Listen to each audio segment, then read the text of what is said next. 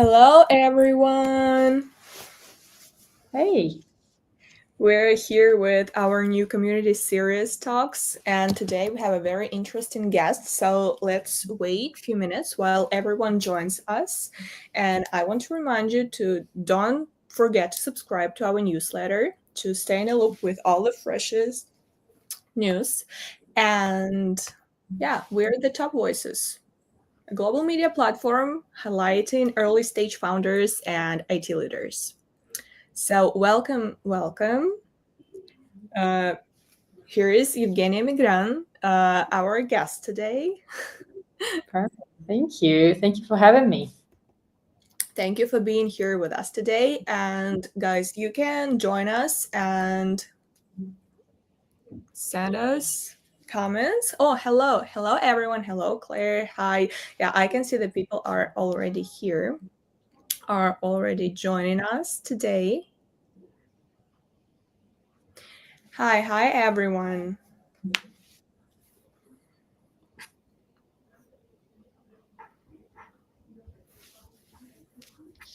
Hello. I'm Genya, are you excited? totally excited, actually. It's great to, I'll say, connect after some Easter break today and talk a little bit about some AI, tools and optimizations. I do think that this topic is quite fresh on the market, and Yeah. luckily, everyone has its own experience and opinions on it. So, super curious to discuss with you to share kind of my thoughts and ideas. So, thank you everyone for joining, and thank you, Valerie, for helping me here today. Thank you, Evgenia. We're so excited for this conversation, and yes, we will have a Q&A session later. So everyone, prepare your questions. Anything you want to ask Evgenia, we will do it later. Yeah. Okay.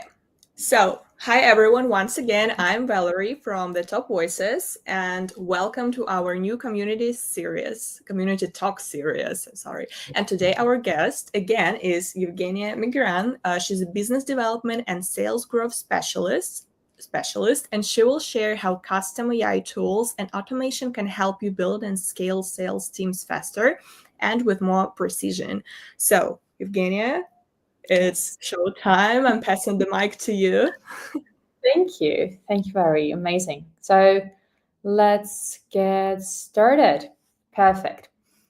Hey everyone, guys. Nice to meet you. I am Evgenia. You can call me Jane, just to make life easier.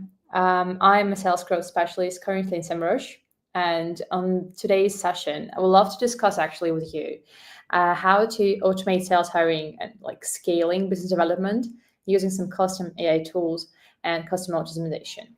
Just to give you a little bit more context about me, so we know each other a little better. I'm actually a founder turned into a business development specialist and growth specialist. I started a couple of years ago with bootstrapping my own startup. It was an ad tech startup. I managed to scale it to 100K pounds in revenue and successfully exited. And since then, I worked with a variety of companies. It was huge companies like Sola, Vivid Money, Samsung, Ultimate Guitar. And it was also very small and very niche startups that also did basically need this help to scale their outbound growth through AI-powered optimization. And about a year ago, I joined SEMrush. It's a public MarTech company. After they saw how I implemented this AI-backed business development tool that we're going to actually review today.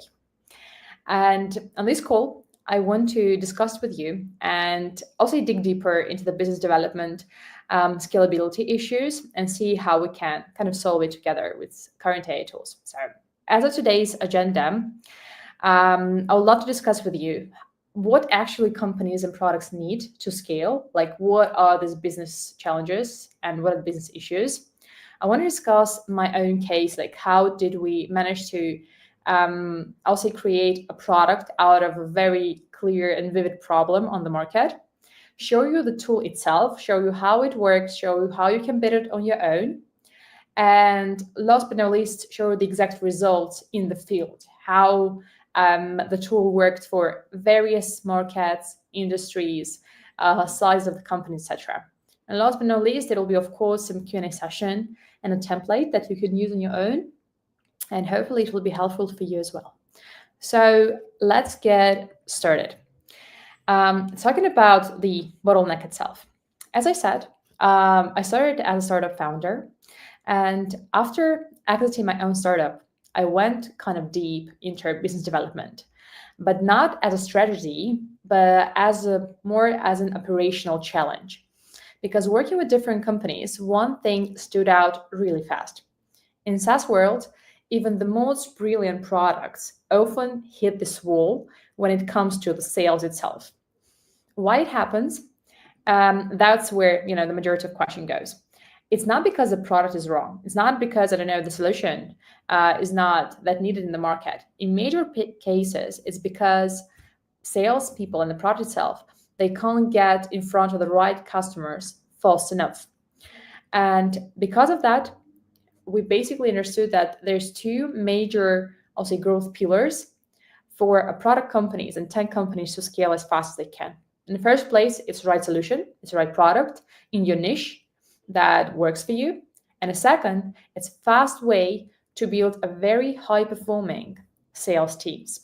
Because other way, there's no chances you can go as fast as market does.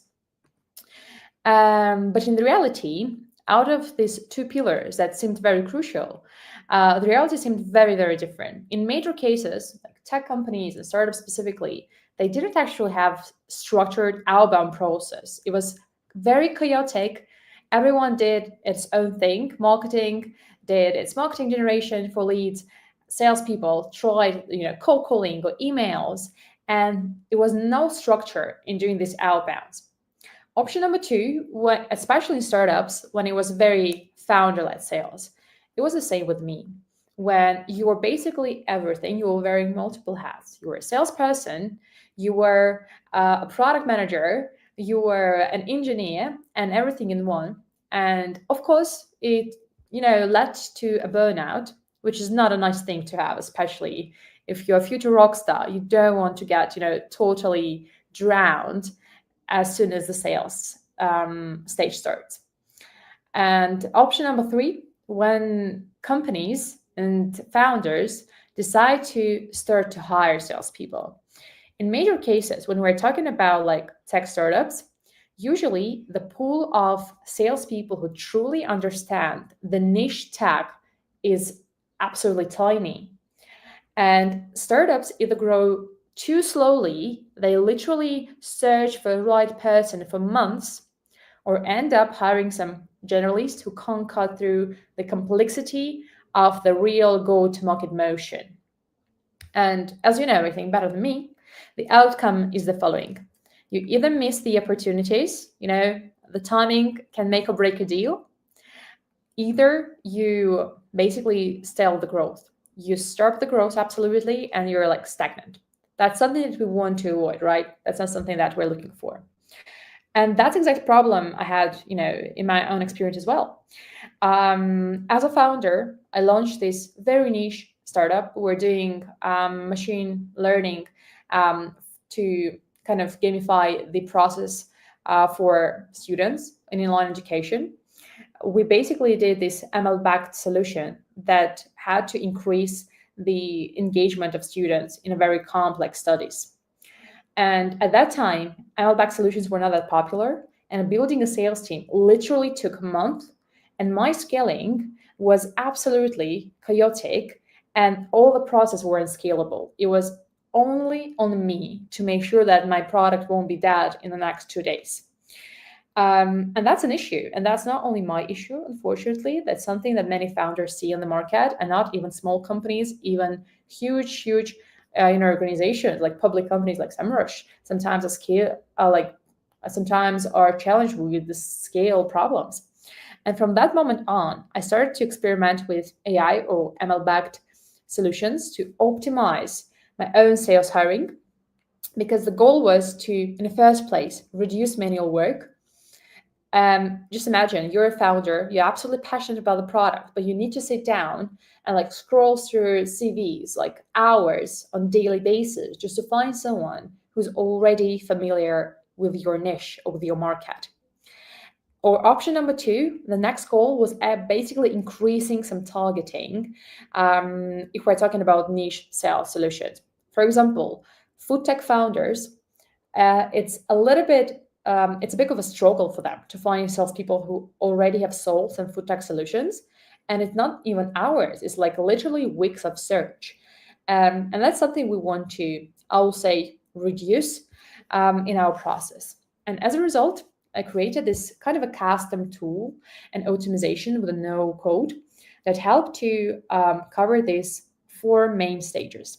First one is sourcing. It's basically finding the right profiles, the right sales personas in your niche market that could potentially help you with your sales and with your business development function.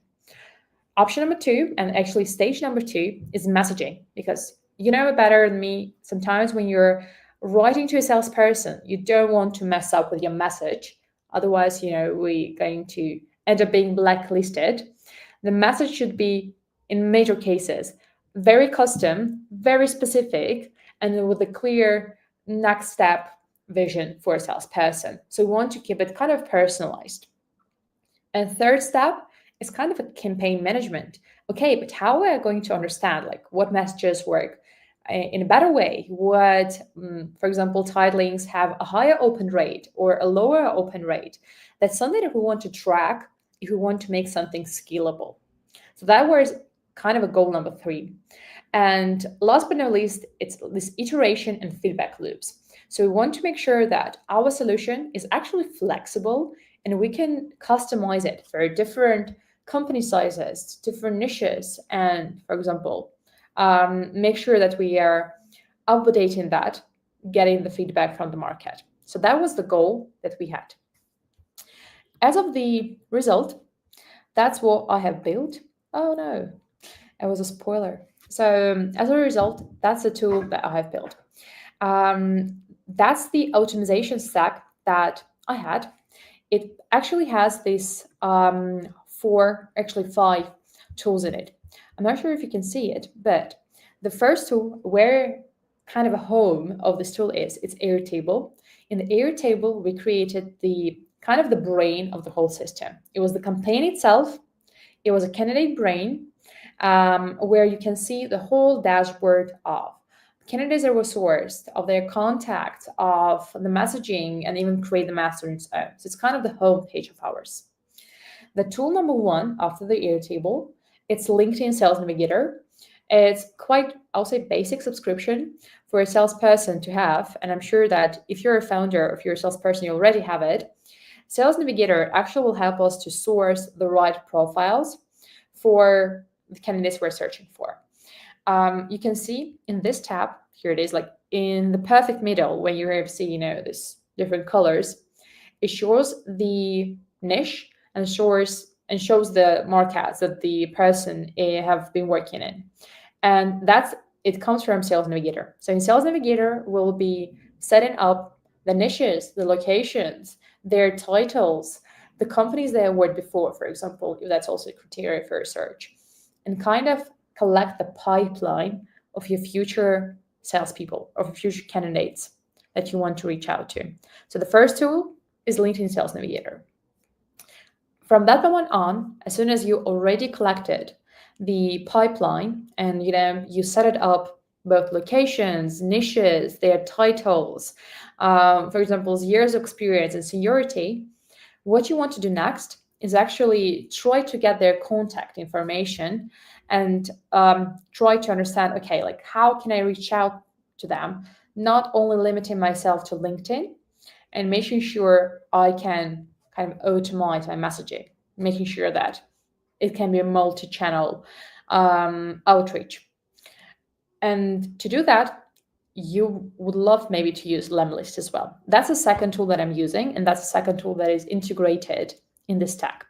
So if you're not familiar with Lemlist, it's actually, I'll say, pretty user-friendly tool. I think you can get familiar with it in the next 10 minutes as soon as you logged in.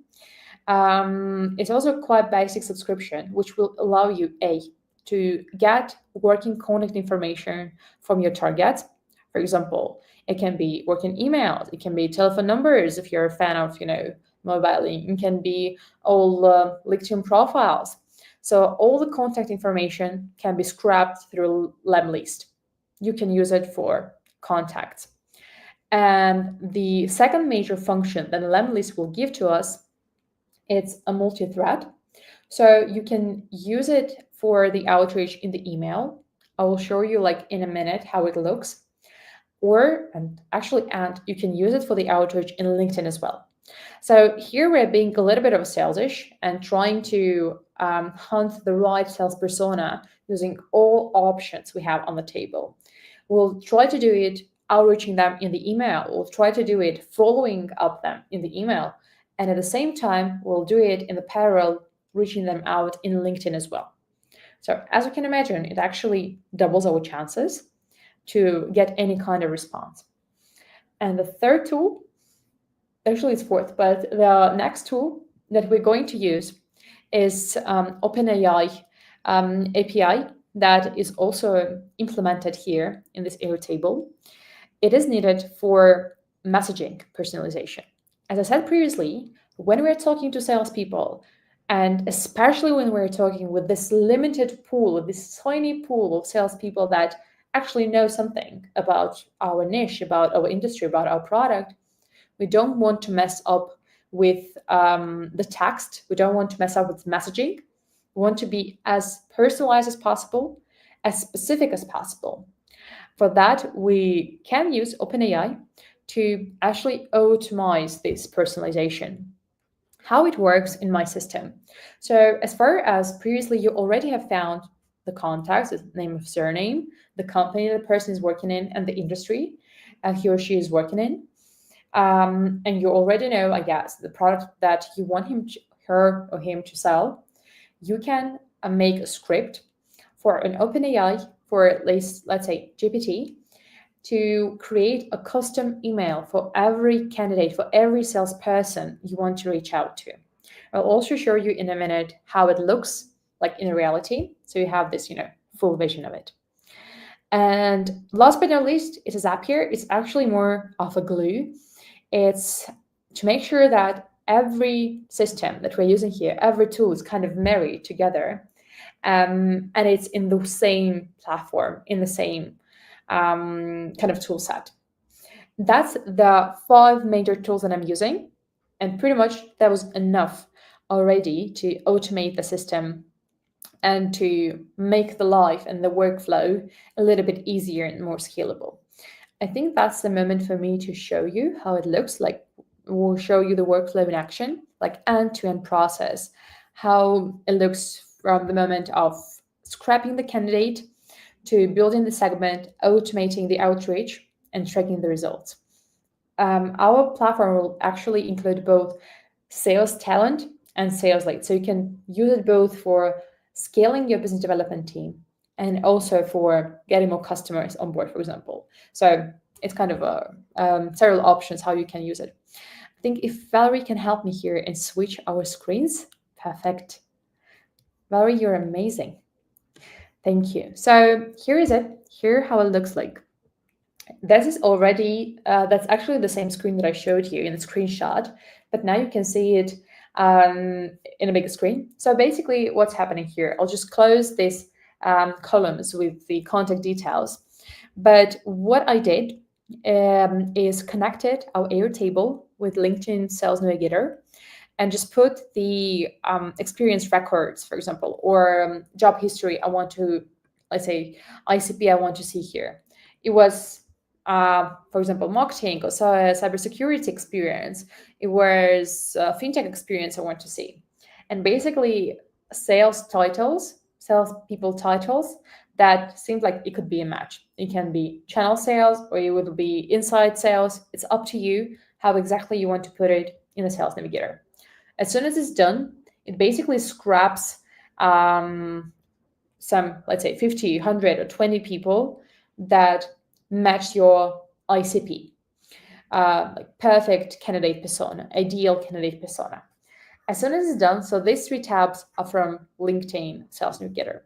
As soon as it's done, the system scraps the contact information. It's like phone number and emails and LinkedIn profiles as well from Lemlist.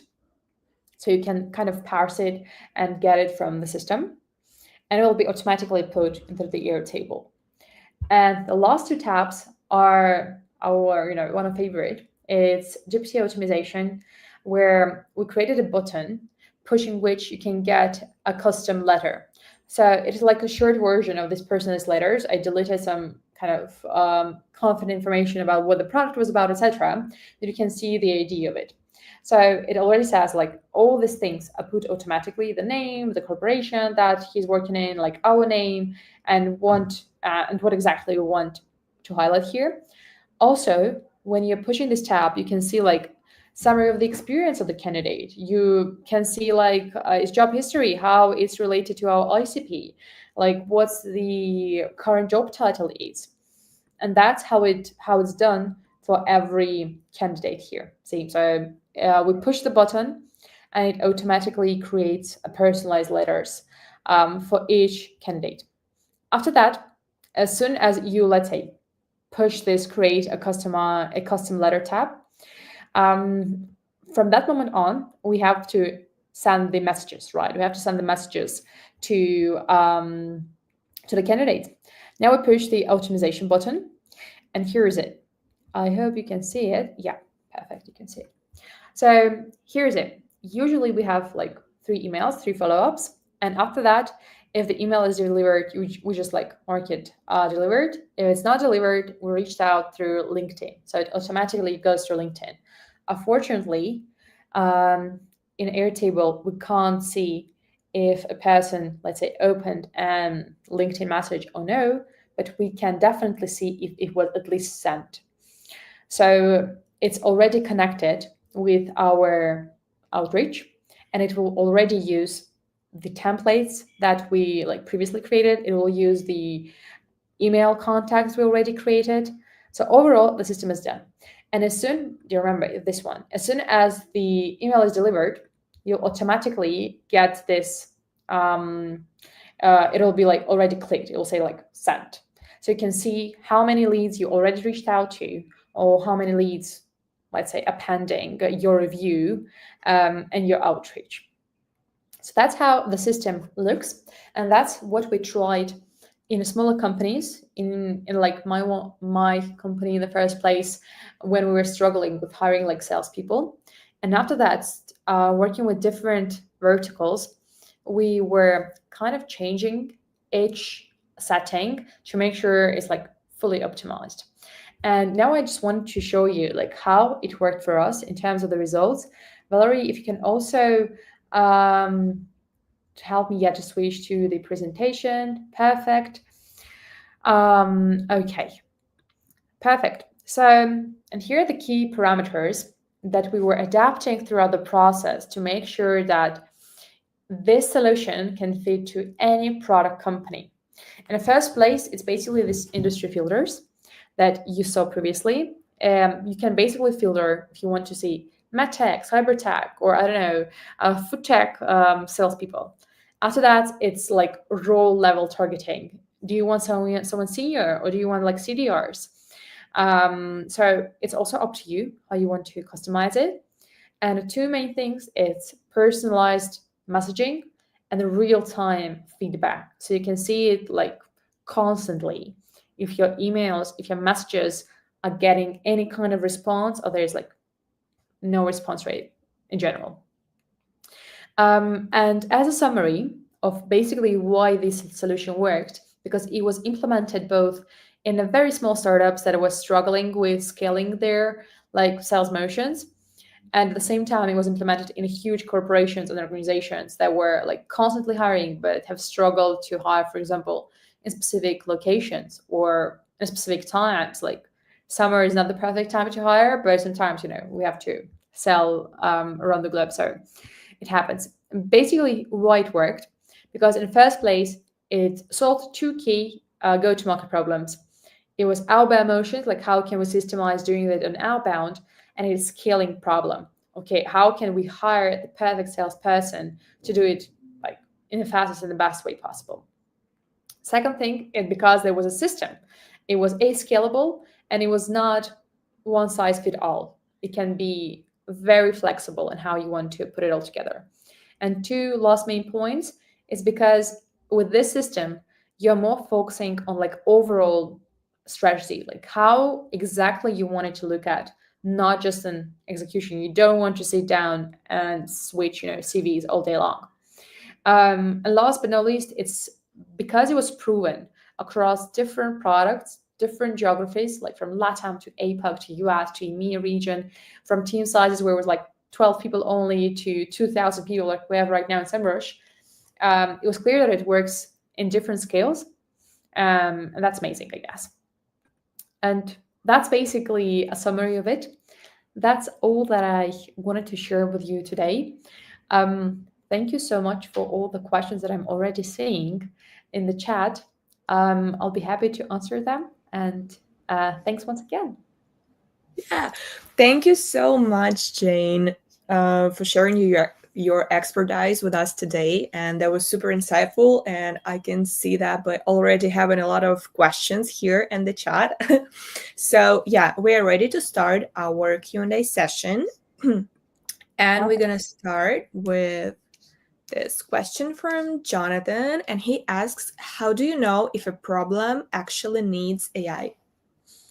Actually, that's such a great question. Like in general, just even asking yourself, like, does my problem actually need AI, or is it more of like a good sound of having AI here?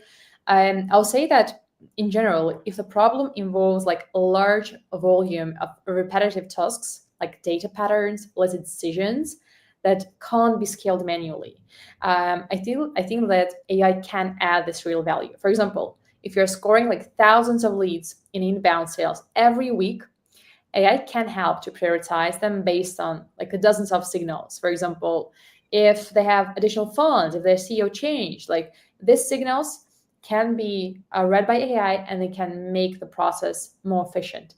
But if the process is just very simple, for example, sending a single reminder, I feel like traditional optimization might be even better. I feel like before you invest in AI, we just have to ask if this will make my process smarter and more scalable, or am I just adding some complexity just to sound more innovative? So I'll say that's the approach. Okay, great. So next question is, what's the biggest trade-off when launching fast versus launching right? It's actually pretty interesting because I feel like majority of startups like are trying, usually launching pretty fast, going down with the perfect scenario. And I also do think that launching fast will just help you to learn quickly. But the risks are that you're usually breaking trust with your early users if there are a lot of gaps. It might be not the perfect functionality, but in sales specifically, if you already have like clear roadmap of the improvement, it usually works the best. So it usually works the best to launch fast and then to implement all the changes. I think the good example of it, just for me to like share it, even Slack, when it was launched in the early days, it was not the Slack that we know right now, but it improved like real quick based on the user feedback. And the risk, I won't say it's just launching lean. It's more of thinking that that your product is like perfect when it's clearly is not. So if you're ready for the feedback, just go fast. Okay, thank you. And next, oh my God, I can see so many questions today. Thank you so much for all of your questions. And yeah, Jane, have you ever launched something that totally flopped? Oh yes. I think I launched so many things that totally flopped that I'm even curious how I ended up still being here on the stage. But in early days, when we were like, working in our startup, in my early like startup journey, I built this tool to automate the collaboration between professors and students. Like technically, it actually worked, but the adoption was so low because I didn't validate that it was a real problem for people. Actually, professors valued this very clear and in-person communication, and they did not need any tool to like hand over collaboration between them and students. And that was a total like car crash. But it definitely taught me that I do need to invest more in my user interviews and validation before doing something technical. So Yeah. Okay. And oh my God, I love this question. Is it ever okay to launch without perfect data? absolutely. I don't think that we'll ever have this perfect data. Like it's almost always launching with absolutely imperfect and kind of dirty data. And I don't think the perfect one actually exists, especially if it's like early in the process. I think the moment is more like valuable than the perfect scenario and the perfect data. I'll say, or maybe I'll repeat myself, but the key is building this feedback loop that will improve your data quality over time. It actually like helps with our LinkedIn recommendations, right? You may be seeing some posts that are so random. You feel like, okay, why would it even show it to me? Like it's so random things I never read about. I don't know. Crypto, but what the hell? I see this crypto posts every day in my LinkedIn, but LinkedIn is trying its best, and more you're clicking no, less it will show you the wrong data. So I'll say that it's about starting smart, but not starting perfect. So that's fine. Oh, yeah, that's how it usually works, I think. Yeah. And what's the most common myth about launching AI products? I think just because AI is so kind of hype sometimes, it usually seems like as soon as we will implement AI in our processes, in our product, everything will just get better in general. But the reality is, it's not always about AI, it's more about the environment that the tool is being implemented. So the AI itself is actually not the differentiator. So just buying AI won't make the product outcomes better. So I feel like it's if you see the real value of implementing this tool, for example, making the outcomes like faster, sometimes smarter, or more personalized experience for users, it'll be a good idea. If you're just adding AI because you feel like it can be a right thing to do without validating, I don't think that it'll be a successful, move to do in general. Okay, so, and what's your take on launching quietly versus with hype? It's also an interesting, I would say, question in general, because sometimes when you're launching with hype, there is a lot of pressure on you if you're going to succeed or will be a general like flop or a car crash with your solution. But I'll say that it depends on your market. In general, in B2B, launching like quietly, especially with early stage products, works better in long term because you can kind of course correct before even the market sees it. So you can make this changes before the hype comes up to you.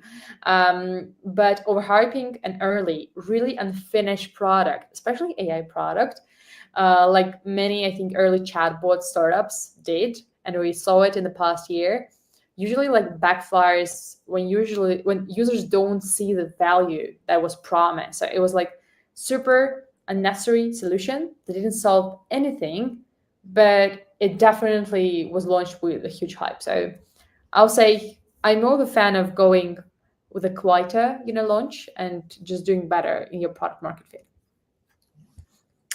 Okay, thank you. Thank you. And thank you all so much for the kind words in the chat. Everyone is saying thank you for the great session. Yeah. Thank you guys. You're being amazing. And yeah, next question that we have here is, how do I even know if AI makes sense for my product? I'll say that maybe I'll also repeat myself here, but it's more of understanding, like, okay, like what's the business challenge that I'm trying to solve? And then the second thing, okay, like what's the result that I want to see? If the business challenge is just making manual things automated, usually like traditional optimization will be like exactly what you need. It will make the process simpler. It will make the process even sometimes cheaper within instead of using AI. But if you want to make some decisions in a smarter way, like looking at a wider data, I think that's the moment where AI can add the value, can help you to review a high volume of information and help you to kind of make decisions using this info. So I'll say that you have to start with the business challenge you have, like what exactly you're trying to solve, then understanding what's the perfect scenario of solving this issue, and then just making a choice. If it's just like smart decisions you want to make, or is it just like optimizing stuff, which can be made without AI here. Thank you. Thank you. And the next one is, oh my God, I'm seeing so many comments on our live. People are so excited about this one. Okay, so how to deal with user frustration if the model gets it wrong early on?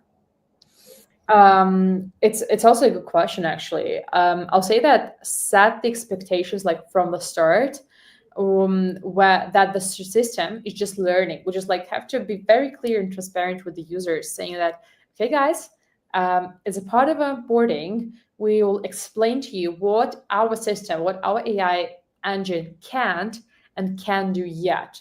So please help us with just sharing your feedback. We'll really appreciate it. So we just want to set the expectations right. And also the business owners, like, that feedback loops are extremely critical. Like, we have to let the users easily report some wrong outputs and show them that they're actively involved in improving the solution. So as a, like in general, a suggestion, just be transparent with the users and make them, as partners in your product journey, not critics. So they're more of your partners and making the solution it's the best version. Great. And Jane, what was your first AI project?